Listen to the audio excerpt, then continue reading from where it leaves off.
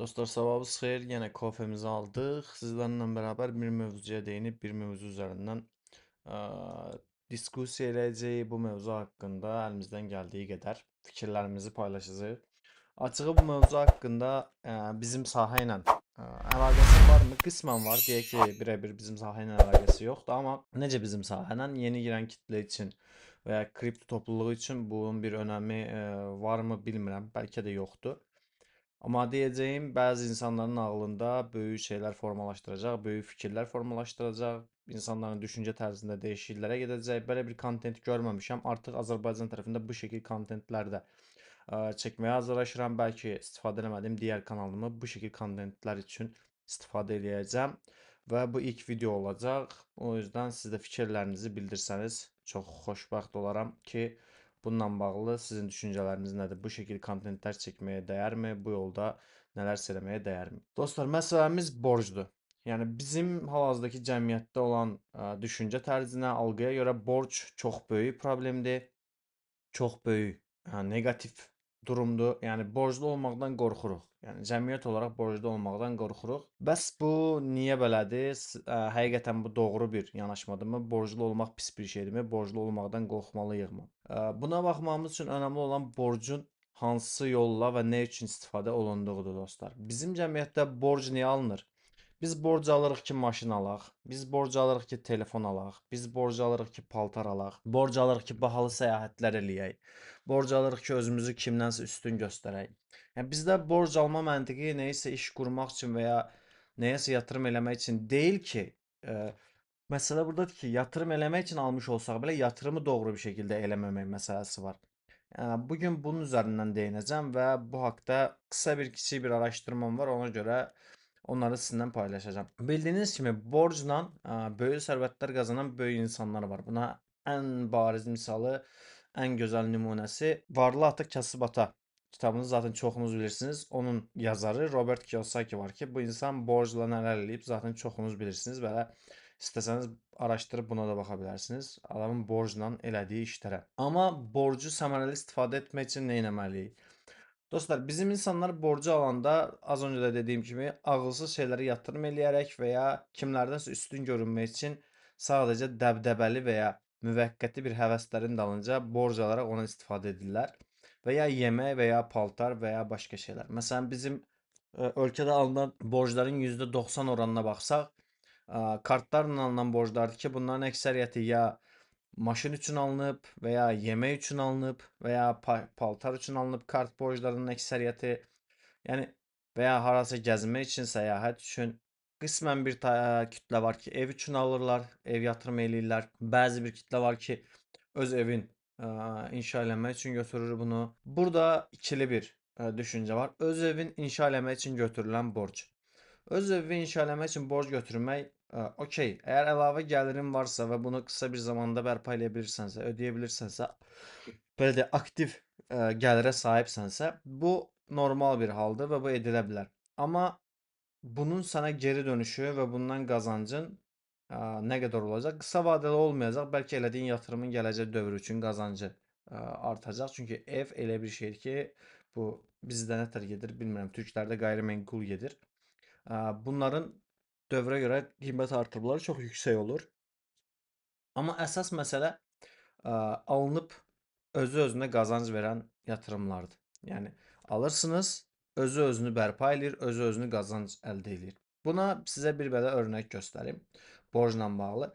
Düşünün 2014-cü, 2015-ci ilin yanvar aylarında ən aktiv olaraq siz borcla manat bazında kredit alıb, borc götürüb bir ev alırdınız. Hardasa 100 min manatlıq bir ev alırdınız.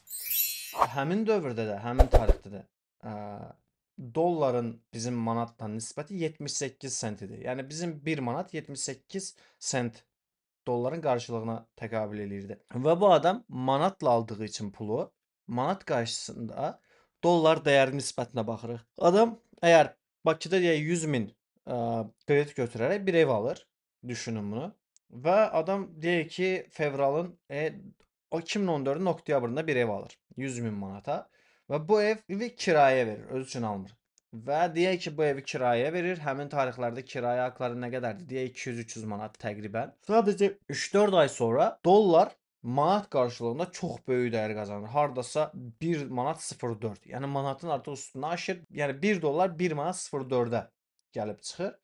Adam deyək ki, evi almışdı, ev üçün almışdı 100 min, evi kirayəyə verirdi 200-300 manata, amma banka ödədiyi məbləğ 500-600 manat idi. Və burada 200-300 manat kirayə qiyməti qalxdı oldu 400 manat, hətta bəlkə daha çox. Artıq adamın almış olduğu evin kirayəsi onun kreditini birbaşa ödəməyə başladı. Sadəcə qısa bir, təbii ki, bu yəni bazar araşdırması tələb eləyir, həmçinin şans məsələsi var. Həm bu devalvasiyanı falan burada bilmək lazımdır. Və burada baxırıq hara gəlir. 2015-in fevralı, 2015-in martı və 2015-in dekabrında, hardasa 1 il sonra dollar 1.05-lərdən gəlir 1.56-lara, 1.60-lara. Və bu adam artıq almış olduğu, kirayə vermiş olduğu evdən nəinki kreditini ödəyir, hətta üstündə özünə qazanc belə saxlamağa başlayır.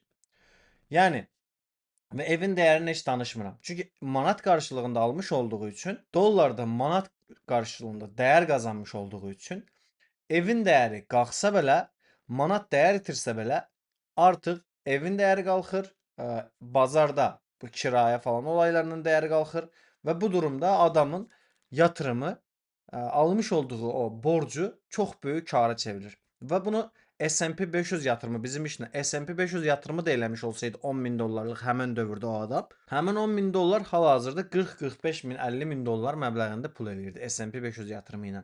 Yəni adam düzdür, zaman ora baxdığımızda 10 ildən çox bir müddətdir, amma 10 ildən çox bir müddət dediyimiz müddətdə də yatırımlar üçün yəni bəlirli zamanlar bu şəkildə olur dostlar. Yəni bizim gördüyümüz işlər biz indiki cəmiyyət daha çox cavan kitlə deyək, krediti alır və ya mən indi Azərbaycanda çıxan bəzi uygulamalar var. Məsələn, proqramlar var ki, Aspılmatdır, Manatodur, nə bilim belə kimi sistemlər var.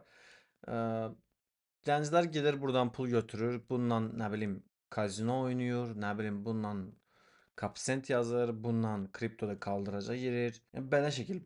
Dostlar, bu nə yatırım deyil, bu nə qazanc forması deyil, bu nə ağıllı bir iş görmək deyil. Yəni bunu eləyib özünüzü mən buradan eləyim, yazım tutsun, qazanım, onu da ödəyim, üstündə pul qalsın. Yəni o bir məsələ var, çəyirtkə bir zıplar, iki zıplar məsələsi var. Yəni bu sizi bir nöqtədə partlatacaq və yaxud da kredit götürüm, bunu eləyim, onu eləyim. Bunlar yəni ağılsızca bir yatırımdır. Həmçinin kredit götürüb maşın almaq. Kredit götürürsən, maşın alırsan, maşın sənə qazanc gətirən bir şey deyil. Maşın tam əksinə səndən qazanc götürən bir şeydir. Pul götürən bir şeydir. Bunun yanacağı olsun, bunun bildiyimiz digər rəsxodları olsun, məsələn, xarab olması durumunda o biri bu birisi. Həmçinin maşın istifadə edildikcə dəyər itirən bir əşyadır deyək. Ona görə də bu ağıllı yatırım sayılmır. Yəni kredit götürüb maşın almaq mənə görə ağıllı yatırım deyil. Bəziləri deyirlər ki, gedib taksi işləyəcəm, o taksi ilə pul qazanmış olacam. Taksi işlədiyin zaman da sən o işdən xeyir götürdüyünü sanırsan, amma bu belə deyil. Çünki sən taksi işlədikcə yatırım eləyib, pul qoyub almış olduğun o dəyəri köhnəltmiş olursan və ya belə deyək, daha pis günə qoymuş olursan, maşınla taksi işlədiyimiz zaman necə olur? O maşın artıq başlayır sıradan çıxmağa. Yəni bizdə bazarda belə bir şey var. Bir taksi maşınıdır, taksi işləyib çapılıb bunu almağın yeri yoxdur. Başa düşdünüz? Yəni maşının dəyərini öldürmüş olursan, amma sən qıraqdan sanırsan ki, taksi işləyirəm, pul qazanıram. O sadəcə həmin o itirdiyin dəyərin qarşılığında verilmiş olduğu bir faydadır. Yəni özünün dəyəri düşür, amma qarşılığında sənə gündəlik bu qədər pul verir. Sən onu qazanıb özü sanki bir şey eləmiş kimi sanırsan. Yəni ona görə də krediti aldıqsa, borcu aldıqsa onu ağıllı yerlərə yatırım eləməliyik. Az öncə evdən də göstərdiyim kimi, yəni burada xəbərlər tərəfində də baxmış olduğumuz zaman, yəni araşdırıb baxıram, sadəcə 2020-ci ildə, 2020-ci ildən 2025-ci ilə kimi 46% artıb ev qiymətləri. Bax, burada yəni Azərbaycan Mərkəz Bankının açıqlamasıdır. Və siz düşünün və burada orta kirayə, belə kirayə haqqına, aylıq kirayə haqqının orta məzənnəsinə baxırıq, 883 manata gəlib çıxıb. Yəni siz 2000 harısı 2015-də 2020 arasında evə 250-300 manat ki, mən də xatırlayıram. Hardasa 300 falan, 400 falan verirdik. Ən yaxşı şəraitli bir evə pul verirdiksə, indi həmin evin ortalama qiyməti 1000 manatın üstündədir. Başa düşürsüz?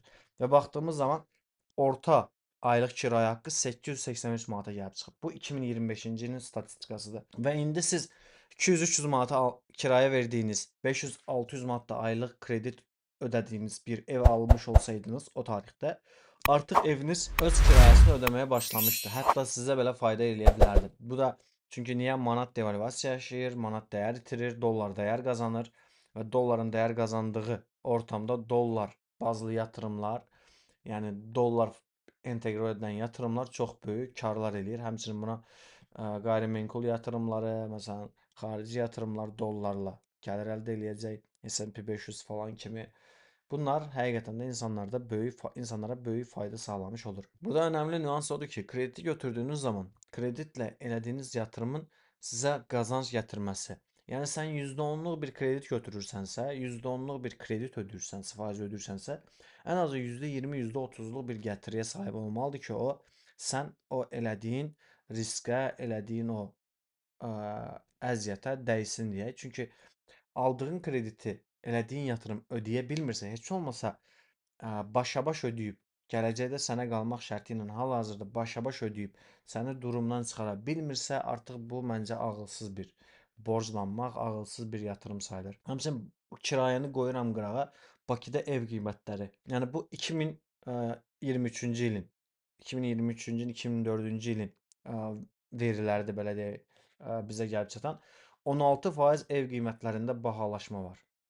Yəni ev qiymətlərində 16%li bir bahalaşma. Sən düşün, indi bunu belə nəzərə alaq da, bir ev alırsan 100 min manata, o evin artıq 16%-lə 16 min manat edir təqribən, hesablam yanlış ola bilər. Bir artım göstərir. Yəni başa düşdünüz? Yəni bunu sənə heç kim durduğu yerdə eləməyəcəkdi. Yəni heç bir durduğun yerdə bir gəlir əldə eləməyəcəkdin. Yəni ona görə bunu ağıllı bir şəkildə yatırım eləmək üçün borclanmaq lazımdır. İndi deyəcəksiniz ki, ancaq evdən gedir. Xeyr, ev deyil. Məsələn, alıb quracağın bir biznes də buna daxildir. Yəni ağıllı bir biznes qurmağın həqiqətən də borclanıb eləmək məntiqli bir şeydir. Məsələn, bunu necə eləyə bilərik? Borclanıb reklam vermək məsələsi var. Məsələn, insanlar borc alır, reklam verir öz məhsulunu, öz biznesini böyütmək üçün. Bax, bu ağıllı fikirdir. Amma reklamın verdiyi məhsul və biznesin həqiqətən sənə gəlir gətirməsi, bazarın tələbatı olan bir mövzu olması, bir sahə olması önəmlidir. Bundan başqa borclanıb şirkət qurmaq var. İnsanlar şirkət qurmaq dediyi zaman çox böyük şeylər, fabriklər, zavodların olması, nə bilim binaların olmasını fikirləşir. Xeyr, şirkət qurmaq sadəcə sənin evin içində olan, özünün şəxsi bir markasını oluşturub, onun şirkətini qurub, bunun bütün haqlarını alıb ürətməyindir. Məsələn, necə ola bilər? Bunu xaricdə daha çox eləyirlər. Videolarını araşdırıb baxsanız tapa bilərsiniz. Evdə bir hazır tişörtlər götürür. Götürür hazır tişörtləri üstünə baskını eləyir. Boyun hissəsində marka olur. Oranı qopartır, orayı da öz baskısını eləyir. Gözəl bir şəkildə paketləyir, ürünü qablaşdırır və onu karqolayır. Bu da məsələn başqa bir örnək, çox sadə bir örnəyi. Nike'ın keçən gördüyüm bir dənə video var idi. Nike'ın corablarını, uzunboğaz corablarını və ya digər qısa boğazlı corablarını, Nike corablarını götürür bu adam. Bir neçə rəngi qarışdırır. Bilmirəm, sudurmu o məhlulun adı tam bilmirəm. Həmin corabları ora atır və o corablar orada qəribə rənglərdə olur. Başa düşdünüz? Çıxarır Nike corabları, amma fərqli-fərqli rənglərdə ki, Nike'ın o şəkildə editionları yoxdur, buraxılışları yoxdur. Adam corabları o şəkildə rəngləndirir. Xüsusi edition, yəni öz buraxılışı kimi corabları paketləyir, markasını vurur, qablaşdırır, Nike qutularına qoyur və bunu karqolatır. Adamın orada elədiyi sadəcə rasxod nə ola bilər? O boyaya bəlkə də oradakı sudsa, məhlulsa bilmirəm. Ona vermiş olduğu pul və kargo kim bilir o corablardan nə qədər kar əldə eləyir. Və bu həqiqətən oradakı kiçik bir açığı tutmaqdır. Yəni o şeyi tapmaqdır. Məsələn, bir dənə veriliş var. İnsanlar gəlir ora öz fikirlərini, öz qurmuş olduqları belə deyək şirkətləri haqqında tanıtım eləyirlər və yatırım almağa çalışırlar. Keçən dəfə orada bir videosu qarşıma çıxır. Bir cavan oğlan gəlir, çox xoşuma gələn ideyalardan birini deyirəm. Bir cavan oğlan gəlir, Və nə edirsiniz? Əgər məşqə gedən varsa aranızda, zalda olan varsa bilir. Qantelləri üstünə taxılan daşları saxlamaq üçün iki tərəfdən belə dəmir rişaklar taxılır. Yəni o daşları sıxıb saxlamaq üçün. Və amma adam göstərir ki, qantel dikləşdiyi zaman o dəmir ağırlığın təsirindən sürüşüb çıxa bilir rişakdan. Həqiqətən də bu belədir. Dəmir, yəni ikisi də dəmir olduğu üçün və belə deyək, üstü hamar olduğu üçün ağırlıq baskıladığı zaman o rişakdan dəmir çıxır. Bu qaqaş nə edir? Bir dənə belə hazır manjetli bir ixtira eləyir. Dəmirin üstünə belə vurursan avtomatik bir şey özü bağlanır və dəmiri çox möhkəm bir şəkildə saxlayır şeyin üstündə, qantelin üstündə. Və istədiyi şəkildə qaldırıb dikəltəndə belə düşmür, çıxır ayağının üstünə belə düşmür. Elədiyi şeyin bəlkə üretim maliyyəti çox az olan bir şeydir. Yəni bir parçadır, üstündə maqnitli bir dəmirdir, parçanın içinə toxunmuş, vurur belə dəmirə sabitlənir, tutur qalır. Və adam yatırım üçün şirkətinin %30'unu ki şirkət yəni heç bir şeydir dediyim kimi maliyyəti yəni çox az olan bir şeydir. %20'lik %30'luq hissəsi üçün 150-200 min dollar yatırım alır. Bunu bizim bazarda eləmək mümkün deyilmi? O qədər fikirlər var ki, yəni bizim gəncliyin sadəcə o az pul Manatodan kredit alıb kapset yazan tərəfləri yoxdur. Ağıllı gənclərimiz də var. Bunu fikirləşirlər. Bunun kimi ixtiraları var. Hətta fikirləriniz varsa gəlib açıqlamalarda sizin planlarınız haqqında da danışa bilərsiniz. Bəlkə ağla yatan bir plan var. Bir-birimizə dəstək olaraq onu həyata keçirə bilərik. Bunları da yorumlarda bildirə bilərsiniz. Hər kəs öz ideyaları haqqında məlumat verə bilər. Bizdə də var bu gənclər. Prosta bizdə ərənkiminç, yəni odakı kimi fürsətlər yoxdur. Elə bizim önümüzə çıxan maalesef gözəl yatırım edəcək potensiallı yatırımcılarımız yoxdur deyək. Ona görə biz sadəcə fikirlərimiz varsa belə içimizdə qalmaqdan bunu ötürürük. Dediyim kimi dostlar, yəni bu video borcla bağlı idi. Yəni borc pis bir şeydirmi? Xeyr, borc pis bir şey deyil. Borcu sadəcə əlverişli bir şəkildə etməyin, əlverişli bir şəkildə istifadə etməyin lazımdır. Video bu qədər idi dostlar. Yəni önəmli olan burada dediyim kimi yenə də yatırım edəcəyiniz sahə borcu əlverişli bir şəkildə istifadə etməyinizdir. Yenilikçi nəsil üçün, yeni nəsil üçün danışacağım bunlardır ki, hər kəsin dediyi bir şəkildə qazanc əldə edilmir. Sizə şu an hal-hazırda kriptoya yatırım eləyin, tradingdən qazanc var. Bu şəkildə deyil. Trading qazanclı bir sahə deyil və yatırım alanı deyil. Həmçinin kriptoda sizə %100 qazanc gətirəcək yatırım sahəsi deyil. Eyni şəkildə forex və ya investisiyalar. Bunlar sizə %100'lük qazanc gətirəcək bir yatırım sahəsi deyil. Bunlar əlinizdə qazanca çevrilmiş pulları yatıraraq bir gəlir gətirmə konseptidir. Siz ilk öncə özünüz üçün gəlir gətirə biləcək, sabit gəlir gətirə biləcək bir sistemlər qurmağa çalışın. Yəni dediyimiz kimi yatırımlar yerindəcə geri dönüşlər eləmir. Amma sən də götürüb özünə bir salon açsan və yaxud heç özün bərbər olma, götür bir salon aç, istedadlı bərbərləri oraya yığ, orada işləsinlər, oradan sən məsələn markaya çevir o bərbərxananı. Yəni bu şəkildə inkişaf elətdirə bilərsən. Məsələn, bəzi planlar qurub yatırımlar eləyə bilərsən. Azərbaycanda məsələn istər coffee shop olsun. Məsələn, mənim ən çox gözümə batan məsələn Qoçat var idi. Qoçat bir zamanlar o qədər də yəni gözə batan bir şey değildi. Yəni yanlış xatırlamıramsa belə idi. Qoçat o qədər də çox gözdə görünən bir şey değildi, marka değildi. Hal-hazırda Qoçat restoranların açıb, bəlkə bir zamanlar sadəcə ət işi ilə məşğul idi. Artıq öz restoranları var, artıq öz kalbasa falan məhsullarını buraxır. Öz ət dükanları var, restoranlara ət verir. Kim bilə onu quran adam bəlkə zamanında Qoçatın bu adi bir qəssabxana kimi fikirləşirdi. Yəni anladığınız məsələ budur. Yəni markalaşmaq üçün çabalamaq lazımdır və fikirlər yenilikçi olmaq lazımdır.